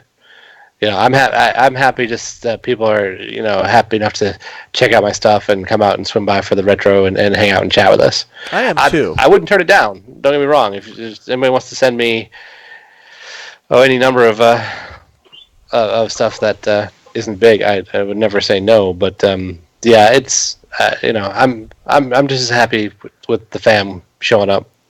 Yeah, I am too. I mean, I am too. What I'm saying, I guess where I'm going is that what it's like I see, for $3, we'll so Macaval says open the super chat. I don't even know what the super chat is, honestly. What's it? Yeah, what is a super apparently, chat? I mean, I think it is a chat where you can donate. I Yeah, don't and it's wanna that your chat get featured or whatever. It's extra Yeah, I big don't- or extra colorful. Or something. I don't want to beg for money for us to do what we're doing. I think we all do this because we love it. What I'm saying is that if someone were to gift us a copy of Cuphead, for example, and say, hey guys, we'd like you to cover Cuphead, that would be okay. And I don't want people dropping $60 games on us. Cuphead was $20. If someone wants to do that to because they love the channel, that's one thing. I guess when you were bringing up game gifting, I know that people do the Patreons and the GoFundMes and the donation buttons and all that because they can get games and they can cover games, and I just I think that's the way to do it if we were going to do it at all. Sure. So, all right. So, one last thing. Fortnite. a little bit of interesting news this week. Actually, two pieces of it. Now that they added that mode, the Battle Royale mode, Fortnite has hit 7 million players. Now, we know that PUBG is over 10. But Fortnite's catching up quick. And it's going to be an interesting fight when PUBG gets to console, because Fortnite's of course already out, at least in in its current state. So have you guys? I have not played either. I'm going to be honest with you. Either of you? Nope, me neither. Anybody played Fortnite? Nope. Okay. I'm honestly not all that terribly interested in the Battle Royale thing. Yeah, I don't know how much. Like in general, the genre. Yeah, I don't know. I'm not sure where I'm at with Battlegrounds, to be quite honest with you. I think it'll be priced at a reasonable point because it's going to be in the preview. Uh-huh. And it'll be big enough that it'll be something where I believe you'll find matches and things like that quickly. I'll probably give it a go, but it's really not something that I'm stoked about in the same way that I am, say, Sea of Thieves. Yeah, true. Well, and also if it's in a preview, there will be an hour trial or whatever, so at least we can all try it out and Right. give it a whirl. True. Witty. All right, so Max played Fortnite. He says it's cool. So in looking for, there was a little bit of controversy over this too. The Fortnite's Battle Royale has not made the folks over at PUBG very happy. And I'm looking it up now. There was some. Here we go.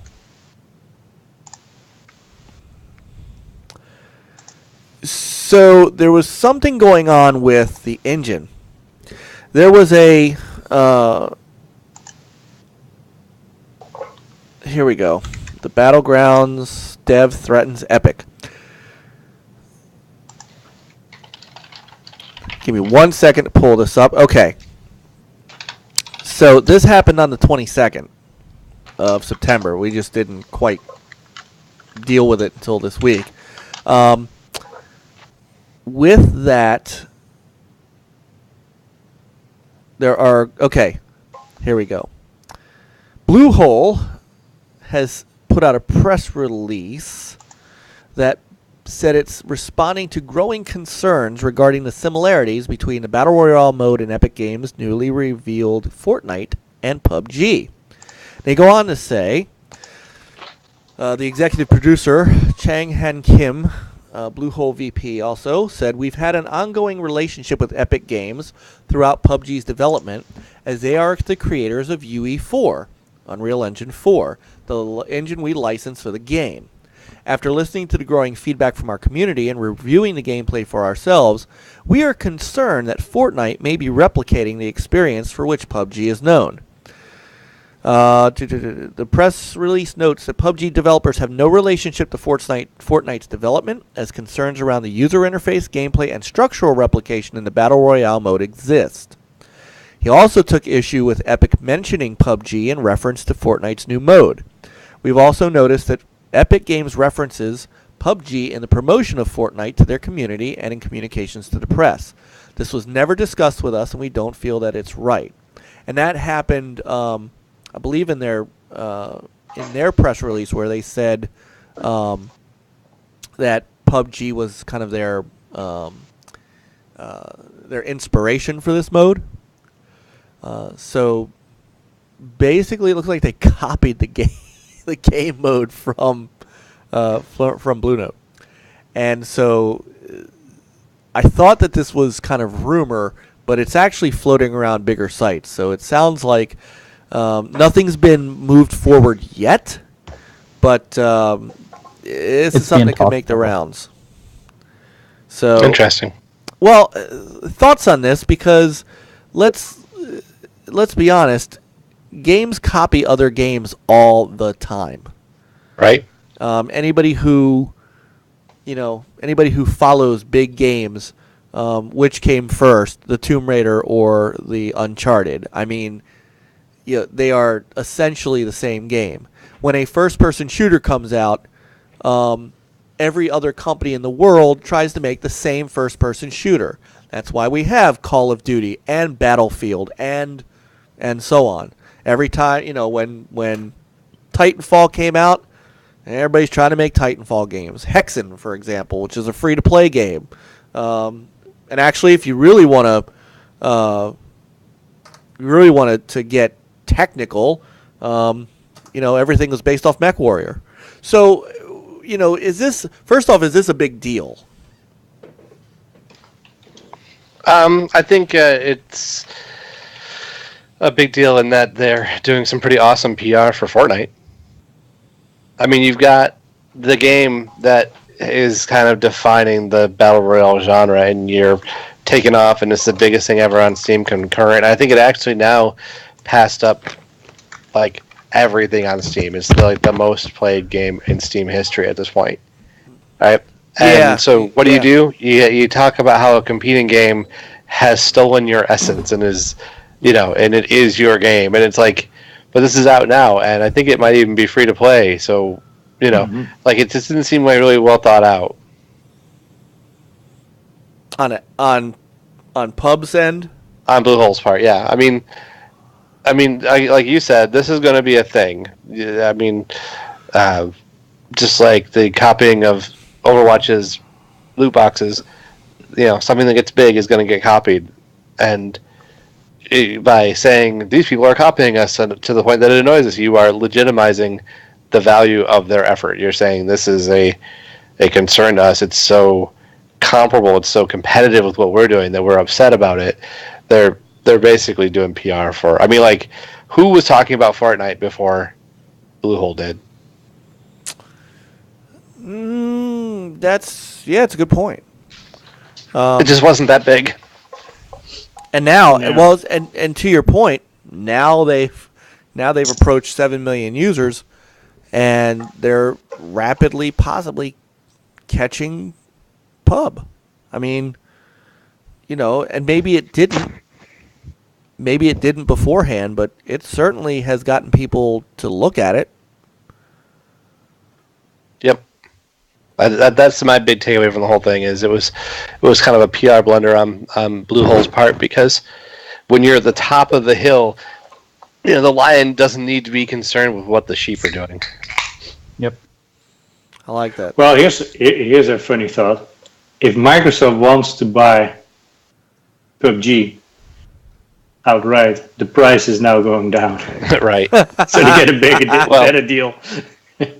and that could very well be what sparked the whole thing with PUBG. People talking about, maybe a PlayStation version, at some point or another, which is probably going to happen. But them talking about it is more than likely anything else a bargaining maneuver. Well, what's funny about that too is, this is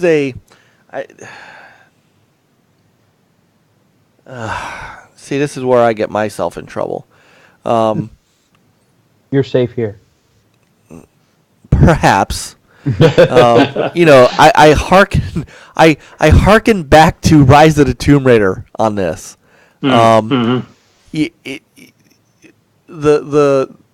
going from I'm not paying to develop and help develop a game to go on my competitor's platform to the publisher of said game that's not publishing it under Microsoft coming out and announcing the competitor's release date or time window before the game even comes out. And what that did was that killed any ability for Microsoft to gain user base off of an exclusive, because the entire PS fan base that was any bit interested in Rise of the Tomb Raider said, "Oh, now I'll just wait a year. Oh, and I'll have Uncharted 4 to play while I'm waiting." And then, oh, by the way, I'm getting the better version of the game. So this is the same damn thing to me. Maybe not as extreme. And I know a few people said, "Well, everybody knew it was coming out on the PS4 anchorman No, they really didn't. Yeah, there was. They just wanted to say that, right? Somebody, I think Anchorman pointed me back to some interview in like March or something like that. But that was before they even announced an Xbox version. And then it comes out. The Xbox version comes out and says, "I wish I still had the screenshot." Specifically says Xbox One exclusive. Doesn't say launch exclusive, doesn't say coming to Xbox exclusively in holiday. It says Xbox One exclusive. And so everybody went nuts and said, "Oh, there it is. They got their big game." And then all of a sudden it's like, "Well, no, we could make it. We're going to talk to Sony about putting it on the PS4 too shortly after the Xbox." So once again, all the people on the PlayStation side who are like, "Well, I really want to play Battlegrounds, and maybe I'm going to get an Xbox for it," are now going, "Well, shit, I'll just wait till it comes out." It's the same thing. Microsoft has no seeming ability right now to figure out how to lock down an exclusive. It boggles my friggin' mind. And I said this on Twitter and got like blasted for it because I get hit from all sides. But it just like a sandwich. Yes, I am the punching bag of both extremes. It's one of those things, and that could be affecting also. That can affect their fan base or their install base when it comes out on the Xbox One, because you're gonna have a lot of people waiting. And in the meantime, Fortnite is still gaining steam. Now, Bloomberg is reporting, and I'm looking it up now. This is what happens when I have my Surface tablet open while I can look shit up while we're talking. Microsoft is in talks. Brought to you by Microsoft. Yeah, Microsoft is in talks to extend that deal. Which came almost immediately after the bargaining maneuver that was talking about the PlayStation version. It's just, it's they're just working it out. It'll be a year or whatever. That's what I think. Whatever. Like Dead Rising, a year. Yeah. Except the difference is I don't think anybody cares about Dead Rising. Honestly, I mean, Peter and I enjoyed that game, but it's every time that there's any kind of timed or otherwise exclusive on Xbox, the media digs and pushes and digs and pushes and begs and digs and pushes. It's just relentless. It doesn't matter if they're talking to the Xbox people. It doesn't matter if they're talking to the developers. It doesn't matter if they're talking to retailers. I don't care who they're talking to. They're like, when is the PlayStation 4 version? Yep. When's the PlayStation 4 version? When's it coming out on PlayStation 4? There are still people who think Cuphead's coming out on PlayStation 4 because, a week before it came out, Polygon's like, yeah, well, I guess it isn't really. Really? We've known this forever. You don't get the same push the other way. yeah, No. agreed. You just don't.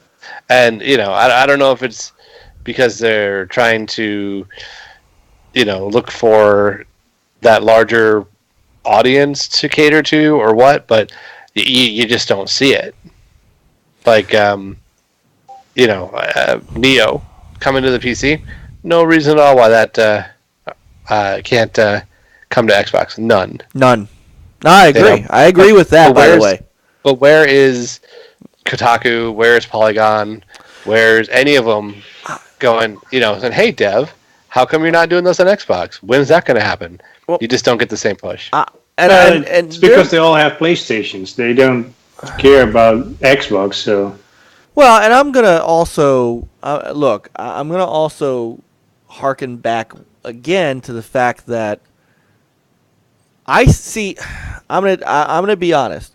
I think if the whole Tomb Raider thing didn't happen, then you wouldn't have it going forward. But I think the fact that the Tomb Raider situation happened, and subsequently, you see companies that are saying, like Capcom was very straightforward, or Sony said you will never see Street Fighter V on any other platform. They were very straightforward about it. You don't get that from Microsoft's side, and I think there is an element of, well, Microsoft's not saying that it's totally exclusive to their platform, so perhaps it's not, and they ask about it. They get, I think some of that's self-inflicted, and I think some of it has to do with what happened with Phil and Square Enix and Rise. I just, yes, better or for worse, people can hate me as much as they hate you about this one. I think there is definitely still some lingering slant in the games media.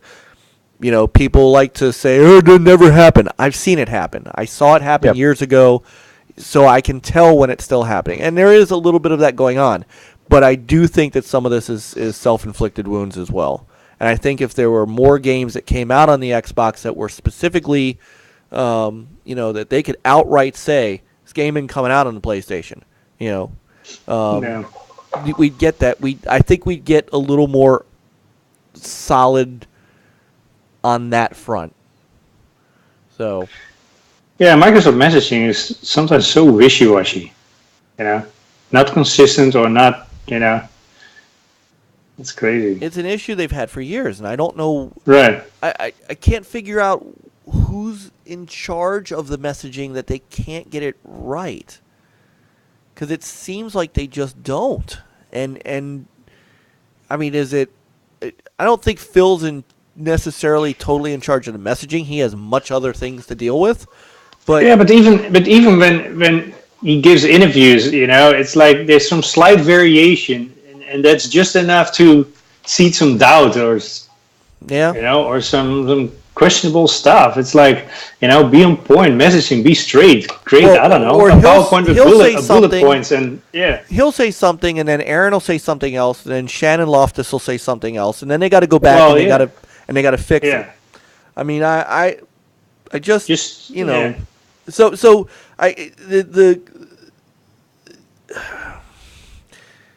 we've kind of moved off track a little bit, but they need to stick to the script.